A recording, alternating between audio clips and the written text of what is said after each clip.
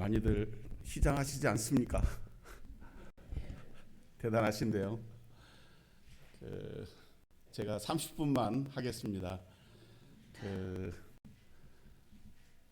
울산에서는 제가 한 달에 한 번 정도 이렇게 주일날 말씀을 전하는데, 저는 항상 이제 우리 형제님들 다 그렇다라는 게 아니고 제가 시간을 제일 잘 지킵니다. 그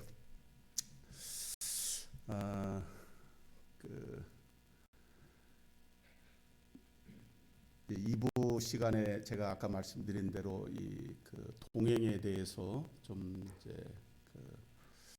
말씀을 좀 드리고자 하는데,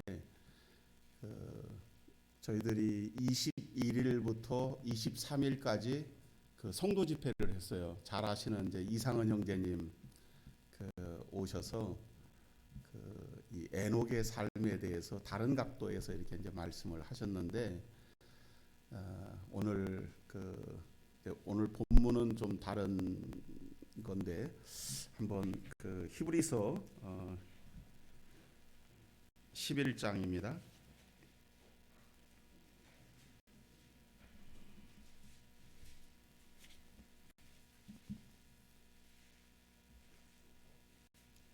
(11장) 5절 6절을 보겠습니다. 히브리서 11장 5절 6절. 믿음으로 에녹은 죽음을 보지 않고 옮겨졌으니 하나님이 그를 옮기심으로 다시 보이지 아니하셨느니라. 그는 옮겨지기 전에 하나님을 기쁘시게 하는 자라 하는 증거를 받았느니라.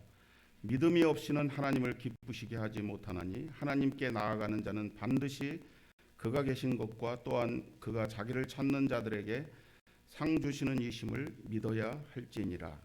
5절에 에녹은 죽음을 보지 않고 옮겨졌으니 하나님이 그를 옮기심으로 다시 보이지 아니하였느니라. 그는 옮기기 전에 하나님을 기쁘시게 하는 자라 하는 증거를 받았다. 에녹이 이 창세기 5장에 보면, 창세기 5장도 같이 한번 보겠습니다.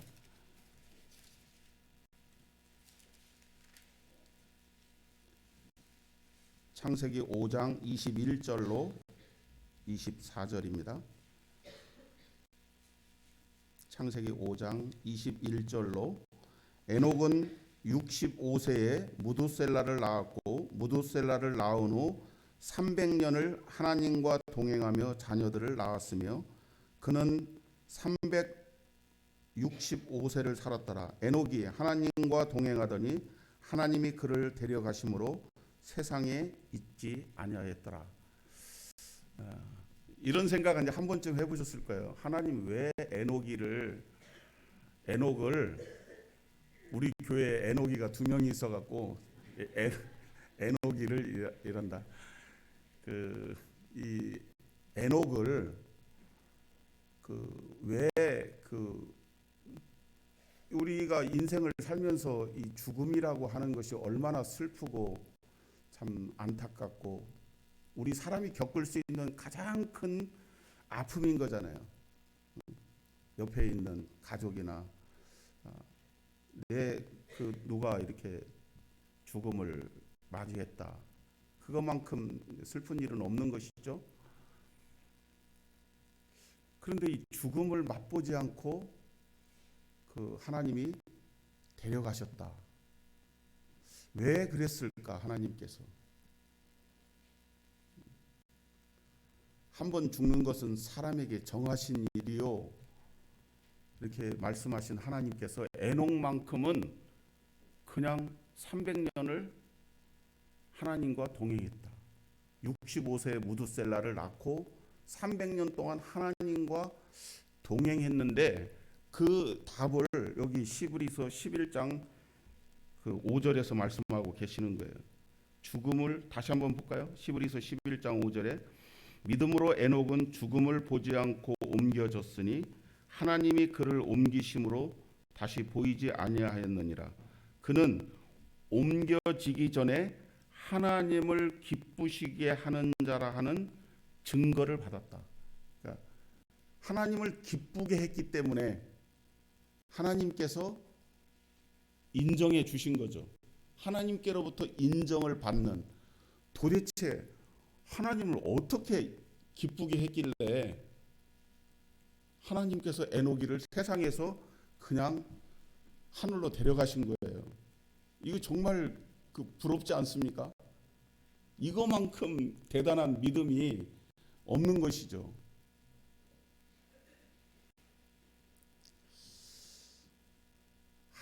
하나님이 인정하신 믿음.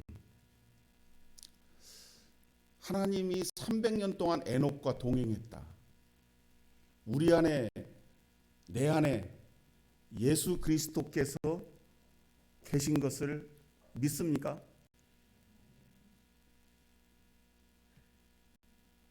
굉장히 어려운 질문 하나 더 해볼까요? 하나님이 나와 함께 하시는 임마누엘이 하나님이신데, 하나님이 늘 나와 함께 하시고 내 가까이에서 말씀하시고 나와 동행하시는 거예요.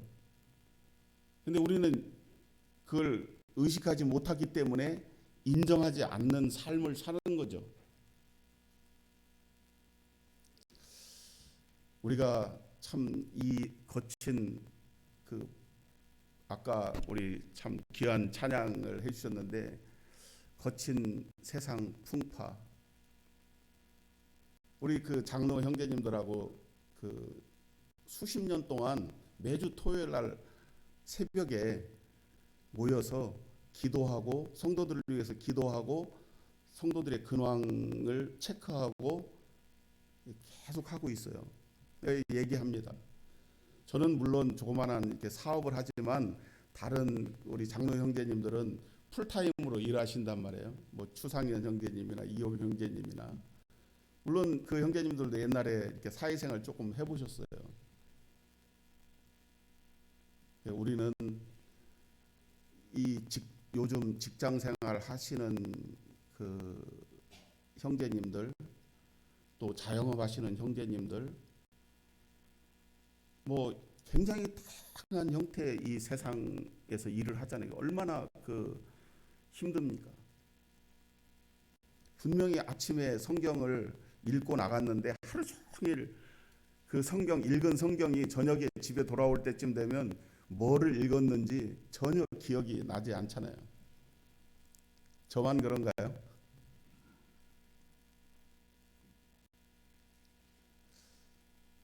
이 하나님과 동행하는 삶에는 이렇게 많은 장애물이나 어려움이나 하나님께 인정을 받기가 쉽지가 않은 거예요.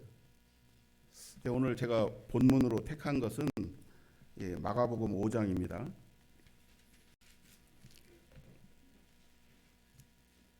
마가복음 5장 21절에서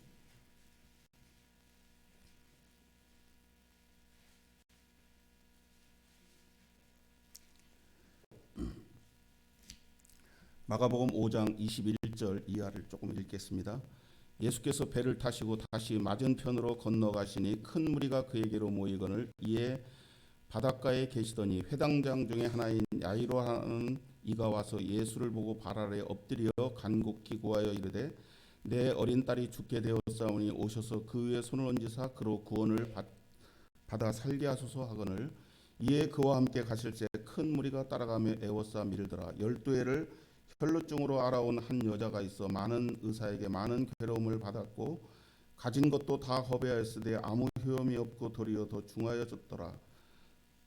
차에 예수의 소문을 듣고 무리 가운데 끼어 뒤로 와서 그의 옷에 손을 대니 이는 내가 그의 옷에만 손을 대어도 구원을 받으리라 생각함일러라. 이에 그의 혈루 근원이 곧 마름에 병이 나은 줄을 몸에 깨달으니라. 예수께서 그 능력이 자기에게서 나간 줄을 곧 스스로 아시고 무리 가운데서 돌이켜 말씀하시되 누가 내 옷에 손을 대었느냐 하시니 제자들이 여짜오되 무리가 애워싸 떠는 것을 미는 것을 보시며 누가 내게 손을 대었느냐 물으시나이까 하되 예수께서 이 일을 행한 여자를 보려고 둘러보시니 여자가 자기에게 이루어진 일을 알고 두려워하여 떨며 와서 그 앞에 엎드려 모든 사실을 여쭈니 예수께서 이르시되 따라 내 믿음이 너를 구원하였으니 평안히 가라 내 병에서 놓여 건강할지니어다. 이 내용 잘 아시는 내용이신데 해당장 야이로의 딸이 이제 죽을 병이 걸려서 그가 체면 불구하고 예수님 발 앞에 엎드려 우리 집에 가서 내 딸의 손을 얹어서 병을 치료해 주십시오.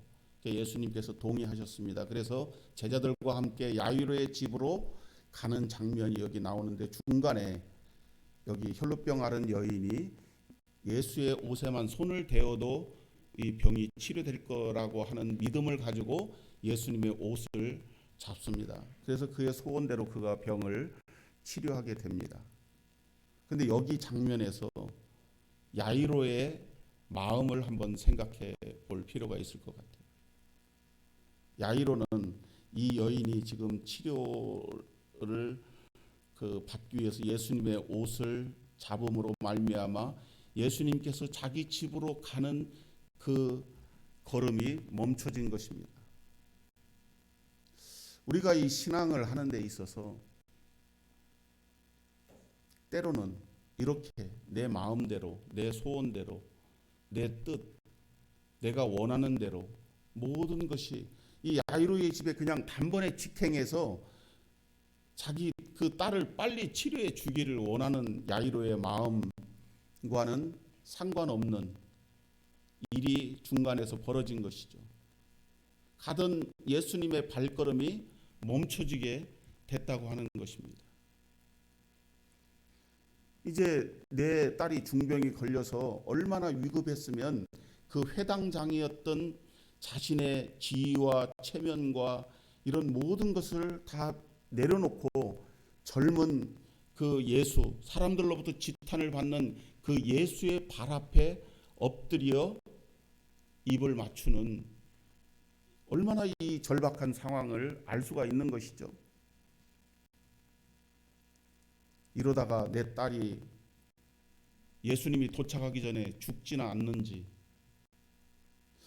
우리가 주님과 함께 동행하는 우리 인생의 여정에는 이러한 일들이 수없이 발생한다는 것입니다. 모든 것이 내 마음대로, 내가 원하는 대로, 내 계획대로 되어지지 않는다라는 것입니다. 이 걸음 멈춘 그 사이에 이 야이로가 생각할 수 없는 그런 상상을 하고 있을 때에 저쪽에서 자기 집에 하인들이 달려오고 있어요. 그 장면이 여기 이제 나오는 것이는데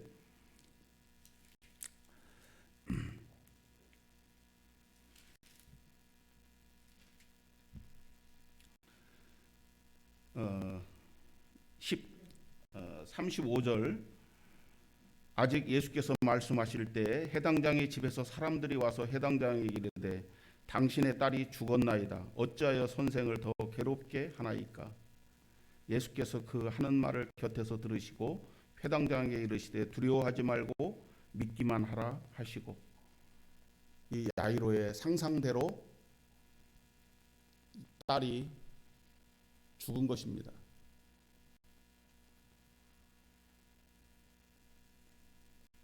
예수님이 이 여인 때문에 걸음을 멈춤으로 말미암아 그 자기 집에 도착하기 전에 자기 딸이 죽었다라는 통보를 받게 되는 것이죠.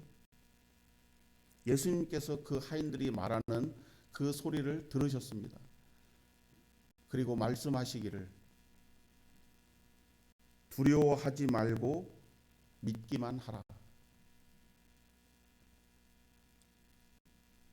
야이로가 어떻게 했을까요?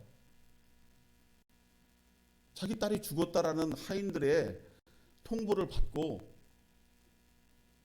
예수님께서 이렇게 말씀하셨는데 딸은 이미 죽었어요.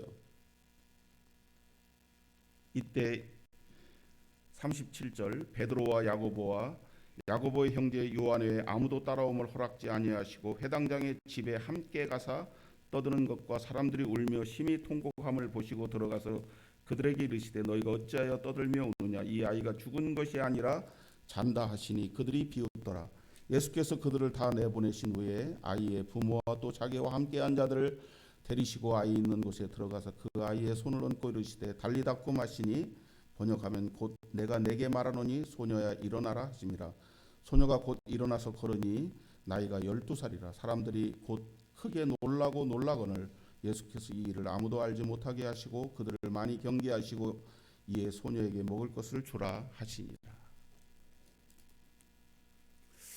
우리가 참 주님과 함께 동행하는 삶에는 반드시 장애물이 나타납니다. 우리의 가던 걸음을 멈추게 할 만한 그런 큰 엄청난 감당할 수 없는 믿음과 상관없다고 할 만한 그러한 일이 발생한다는 것입니다. 에녹이 300년 동안 하나님과 동행하면서 좋은 일만 있었겠습니까? 하지만 그 에녹은 하나님으로부터 인정을 받았습니다. 하나님을 기쁘시게 했습니다. 우리가 모든 것을 다 완벽하게 해내라는 것이 아니죠. 우리의 중심이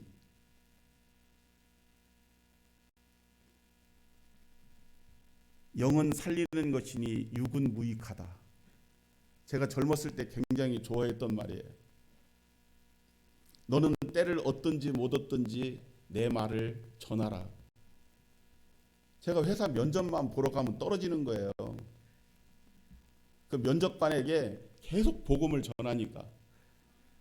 어떤 때는 면접 보러 가가지고 1대1 면접을 하는데 그 면접관한테 2시간 동안 복음을 전했어요. 아, 좋은 얘기 잘 들었다고. 연락할 테니까 가서 집에 가서 기다리라고. 연락이 안 오죠. 제가 어느 날 어떤 형제님 집회 오셨어요. 그래서 제가 제 사정을 얘기를 했더니 막 웃으시더라고. 좀 지혜롭게 하지. 그래서 그 다음에 제가 이제 면접을 보러 갔는데 그분이 저한테 당신 여기 어떻게 알고 왔어요? 이렇게 물어보더라고. 그래서 옛날 같으면 하나님이 보내서 온 사람입니다. 이렇게 말할 건데 제가 높은 분이 보내서 왔습니다. 지혜롭게 말하라고 그래가지고. 여러분 우리가 이제 이 세상을 살다 보면 정직한 그리스도인, 우리가 복음도 전해야 되고 믿는 사람으로서 빛과 소금의 역할도 해야 되고 많은 참으로 이 세상에 많은 일들이 있지 않습니까?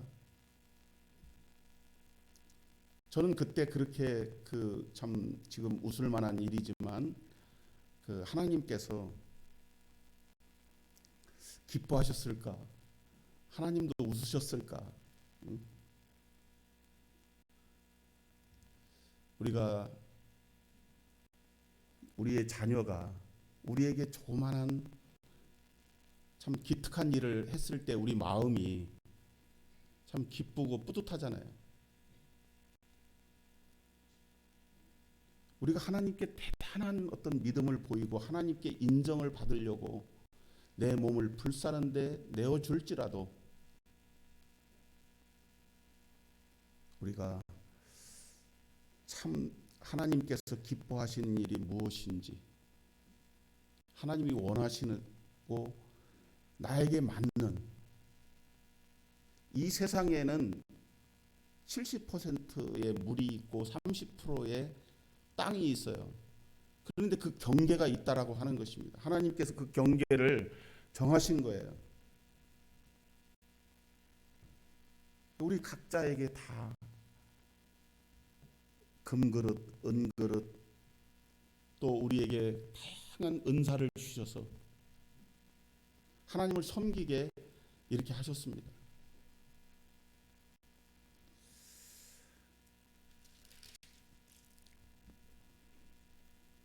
야이로는 주님과 동행하는 그 일을 포기하지 않았습니다. 그의 하인들은 딸이 죽었다라고 했지만 그가 처음 가졌던 그 믿음의 중심이 흔들리지 않았던 것을 보게 됩니다. 그러므로 그의 딸이 나아서 일어나 걷고 먹을 것을 먹는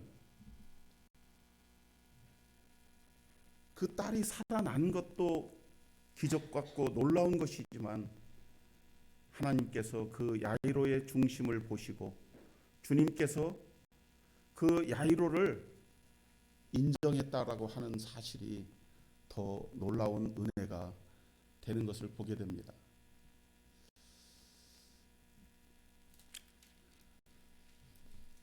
우리의 걸음을 멈추게 할 만한 참 놀라고 놀랄 만한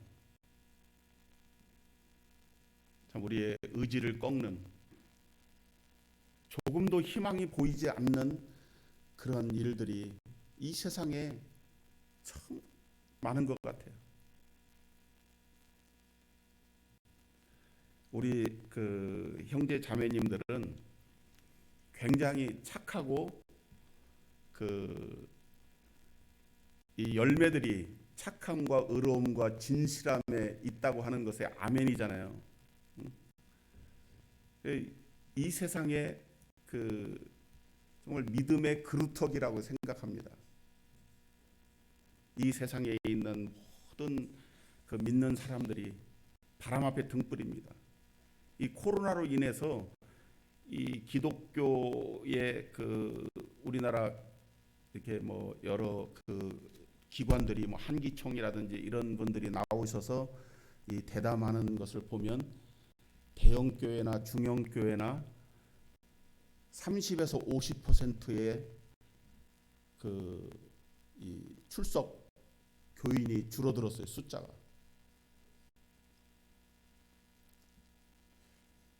이 석임의 교회는 어떻습니까? 울산 중부교회는 숫자가 더 늘었어요.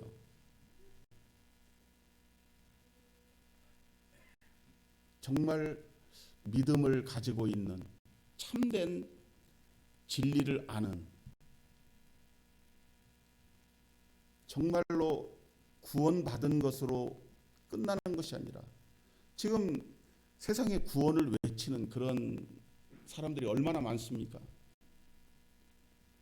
그리고 그들이 말하는 것, 그들이 가르치는 것을 보면 조금도 틀린 얘기가 없어요.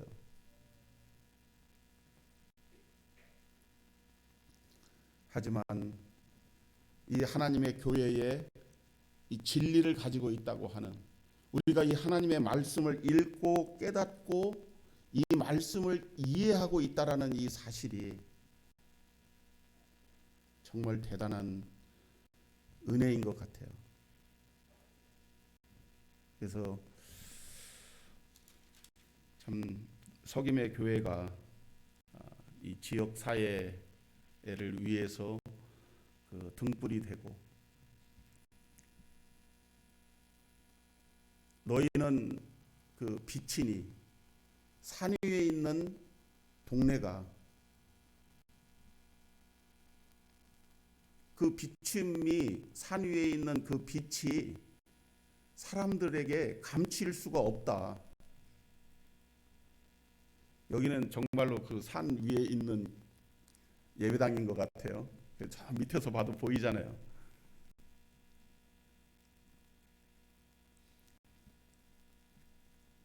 그래서 때로는 믿음 때문에 우리가 지탄을 받을 수도 있고 또 어려움을 믿는 사람 표시를 안 내면 핍박이 없어요.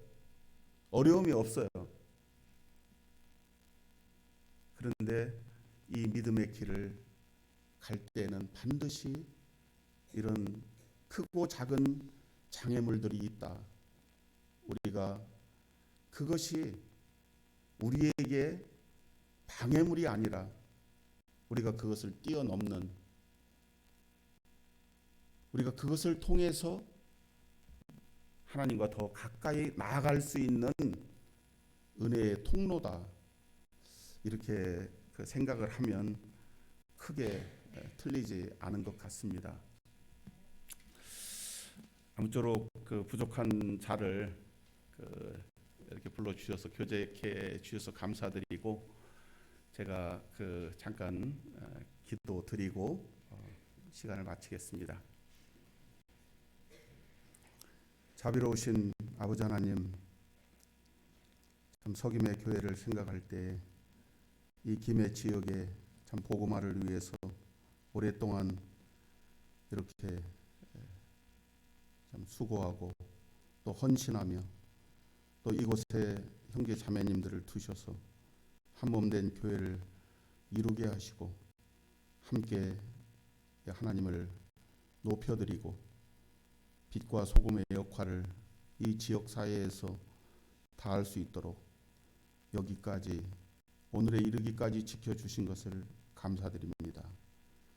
아버지 하나님, 저희가 앞으로 남은 생애를 살아가는 동안 수없이 많은 선택과 또 결정을 해야 될 일들이 있습니다. 지혜 주시고 은혜 베푸셔서 하나님을 보다 더 지혜롭게 섬길 수 있는 은혜를 베푸시고 또 저희들이 이 믿음의 길을 가는 동안 크고 작은 이런 어려움들이 있을 수 있사오니 은혜 베푸셔서 동일한 은혜를 베푸심으로 말미암아 이 모든 것들을 믿음으로 극복하고 또 나아갈 수 있도록 축복해 주시옵소서. 석임의 교회 장로 형제님들을 특별한 은혜의 손길 앞에 의탁을 드립니다. 영육간을 지켜주시고 우리 형님들의 참 주님의 종으로 이 몸 되신 교회를 섬김에 있어서 부족함이 없게 하시고 살펴주옵소서. 감사하며 우리 주 예수님의 이름으로 기도하였사옵나이다. 아멘. 수고하셨습니다.